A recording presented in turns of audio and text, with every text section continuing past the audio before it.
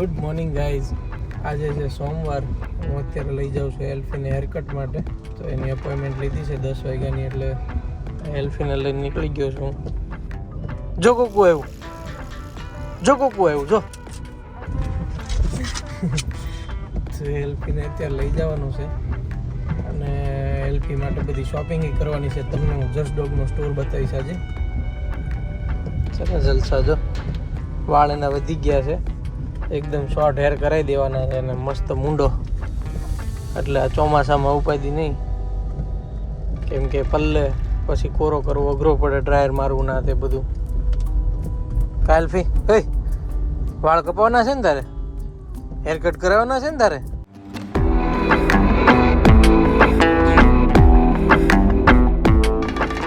તો એલ્ફીને તો છે ને દર મહિને હેર કટ કરાવવાના હોય, અને મહિને ન કરાવી તો 1.5 મહિને તો પાકું કરાવવું પડે, નકર વાળ બહુ મોટા થઈ જાય એના. અને મોટા હેર થઈ જાય પછી શું છે કે આવું ભીનો થાય વરસાદમાં ને એમાં, તો કોરો કરવાનો અઘરો પડી જાય. આખા બોડી ઉપર હેર ગયા એટલે ડ્રાયર મારવું ને બધું અઘરું પડે થોડુંક. એટલે શું થાય કે મહિને 1.5 મહિને વાળ કપાઈ નાખવાના, એકદમ બેબી કરી દેવાનું. જો હોઈ ગયો છે અત્યારે એલ્ફી. અત્યારે તો મોટા હેર છે એટલે આવું લાગે છે. હમણાં ટૂંકા થઈ જાય એટલે બતાવીશ તમને બિફોર આફ્ટર. આ બિફોર છે, હમણાં આફ્ટર પછી કપાઈ જાય. 2-3 કલાક થશે જસ્ટ ડોગમાં. વરસાદ ફૂલ આવે છે અત્યારે.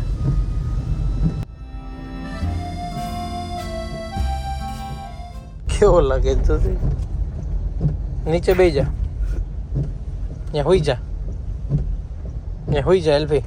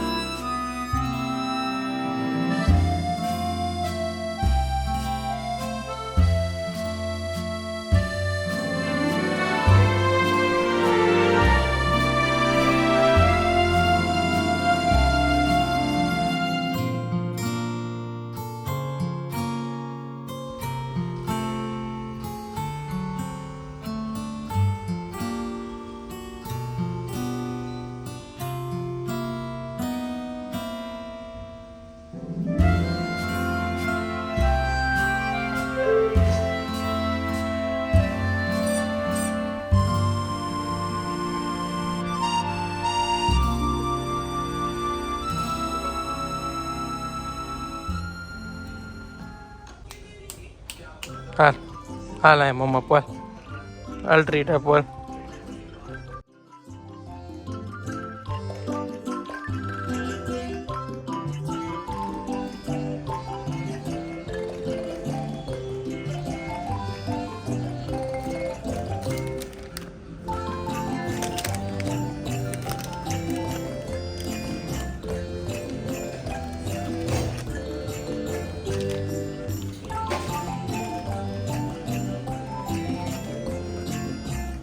કોને ખાવું છે મમ?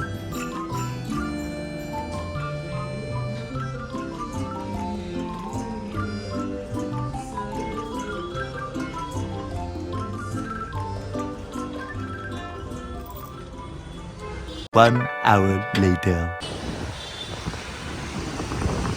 પાછા આપણે જસ્ટ ડોગમાં આવી ગયા છીએ એલ્ફીને લેવા. બતાવું તમને એલ્ફી. જોર્યું અહીંયા.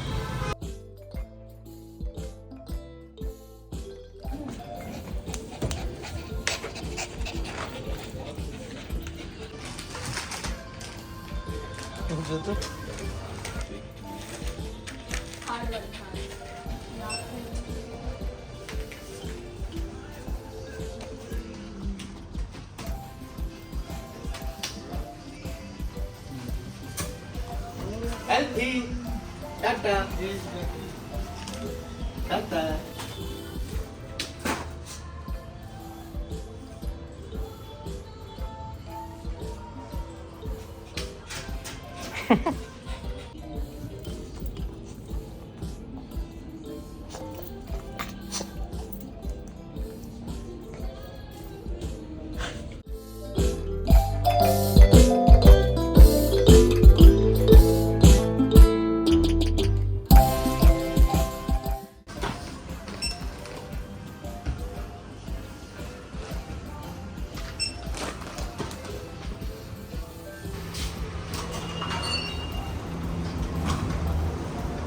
તો આ જે એરિયો છે આખો ગ્રૂમિંગ એરિયા છે.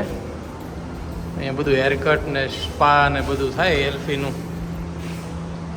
જો અહીંયા હેરકટનું છે, પછી અહીંયા નવડાવે ને પછી આમાં સ્પા થાય, આવું બધું છે. અને તૈયાર છે એલ્ફી, રેડી એકદમ. જો થઈ ગયો નવો. ચાલો સામાન લઈ લીધો છે એલ્ફીનો. અરે વાહ, ગલુડિયું નાનું આમ તો નવું થઈ ગયું એકદમ બચ્ચું. અરે વાહ, મજા આવી એલ્ફી? ઉભો રે, જા તો. એવું બહુ ગમે એને, બારીમાં ઊભું રહેવું અને બધું બહાર જોવાનું બહુ મજા આવે એલ્ફીને. બાકુરિયા ભરીમાં ભાઈ ગાડીમાં લીટા પડે હો મારી સમણા. જોવે બધું. મમ ખાવું છે? મમ ખાવું છે? હા જો મમ તો ખાવું જોઈએ આખો દી મારી જેમ. ચલો ક્યાં બહાર ઠેકડો મારી જાવ સેલ્ફી તારે? હે એ જોતા મજા લેશે. હક નથી થતું હે ને તને? હક નથી થતું ને એલ્ફી? જો કૂકું આવ્યું, જો કૂકું આવ્યું.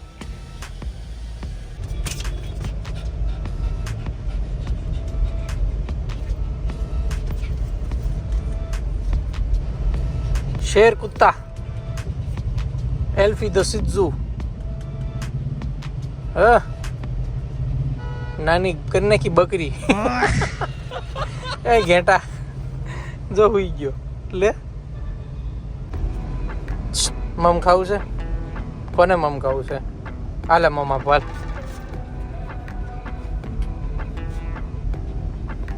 કેમ તો પખણું નથી બે તો દીકા?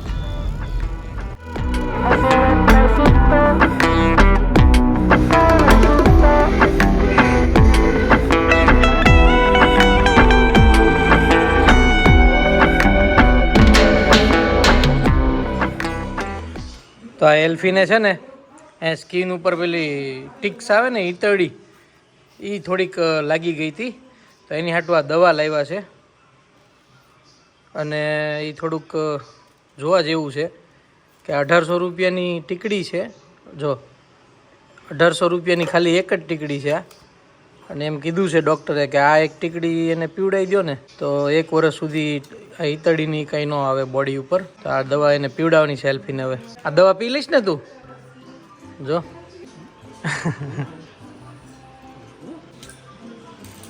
તો પપ્પા છે ને એને ટીકડી પીવડાવી દેશે. જોઈએ હવે કેમ કરે છે એ. ખાઈ જા લઈ લે. અરે વાહ, લઈને વયો ગયા તો ખાવા માંડો. એલપી ટ્રીટ છે, ટ્રીટ. હા ખાઈ જાઓ દીકા. અરે વાહ ભાઈ વાહ, ખાઈ ગયો. ન ખાધી? લાવો લઈ લો, લાવો ખાઈ જા. ખાઈ ગયો. તો એની ઉપર અત્યારે એક આ ટ્રીટ આપી દીધી છે એટલે એને ખબર ન પડે બહુ. અને વાત એ હતી કે આ રીતે ડોગીને મેન્ટેન કરવું હોય ઘરે તો આ બધી મહેનત કરવી પડે અને સાચવવું પડે. આવું બધું ટ્રિક્સ ને એવું લાગે તો સ્કિનમાં ઇન્ફેક્શન થઈ જાય ને રેડનેસ આવી જાય. અને ડૉક્ટર આજ ઘરે આવ્યા હતા, એલ્ફીને દવા આપીને ગયા છે. એ ભાઈબાન જલસા છે એલ્ફીના તો. અને હેરકટ કરાવીને કમ્પ્લીટ થઈ ગયો છે. જો હવે શું કરવાનું છે? જાઓ જાઓ આંટો મારી આવો, જાઓ બહાર જાઓ. ટ્રીટ ખાવી છે? ટ્રીટ ખાવી છે? ટ્રીટ ખાવી છે જી? હવે હેઠો બેસ. સીમ બાફવાની તૈયારી કરી ચાલો ખાવાસી. બાફેલી ખીરી હળદરવાળી આવી રીતે એને આ થોડી તૂટતી બોલવાની તૂટતી નથી. પાણો લે પાણો. પકડ આપું. કડક બહુ નહીં તૂટતી. આવી રીતે તોડી પછી બાફવાની એટલે મીઠું હળદર ને મીઠું નાખવાનું ને, લીંબુ નાખવાનું.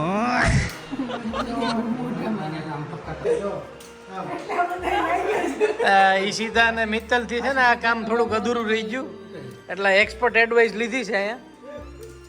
અને પકડ ને હાણચી ને બધું લાવ્યા. એલ્ફી વાટે છે અહીંયા કે મારો વારો આવે તો મને છે. એલ્ફી હું ખાવું? સિંગ ખાવી તારે? સિંગ ખાવી છે? આપવું હાલ હમણાં. ન ખવાય તારે હો.